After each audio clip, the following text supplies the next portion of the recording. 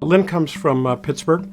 His father was an attorney. He came to Temple, engaged in track. Linn spent a number of years as a city reporter, and he covered major stories like Mumia Abu Jamal. He also was one of the lead reporters on the bombing of the MOVE headquarters. The city of Philadelphia struck another first by being the first city to bomb itself and allow a neighborhood to be burned down. And the fact that no one has been brought to account for that is going to be a festering sore forever.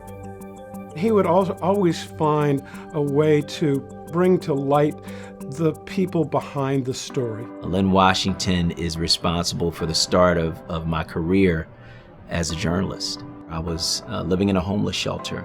A counselor asked me to write this paper about what it was like to be there. I gave it to a woman who I was writing for. She showed it to Linn Washington, who at that time was the editor of the Philadelphia Tribune, and they published it on a 2-page spread. And it was my first ever published piece of writing. He was more than a professor to me. His official title is as the faculty director for the South Africa program. I would say he's like the dad, but he wasn't as strict as your dad. So I would say he's like your cool uncle.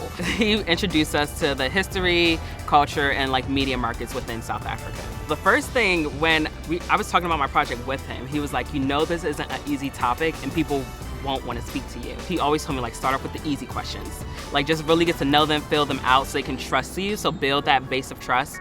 Linn has thrown himself into every aspect of Philadelphia that I can think of, on politics, racial issues, on criminal justice issues.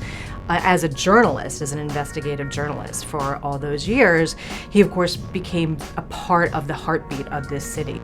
Linn is not afraid to take on stories that the mainstream media seems to want to ignore or sidestep. He always talks about part of the Society of Professional Journalists Code, give voice to the voiceless. When somebody is released from prison after 17, 20, 34 years, there's attention drawn to them. And these men don't know how to speak to the public. They don't know how to answer questions. And Linn has been extraordinarily generous in his time of sitting down with them, doing mock interviews, talking with them about how to tell their story. Tenacious, honest, and outspoken.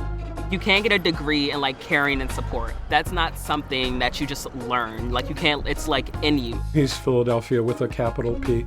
I mean, he knows the streets, he knows the people.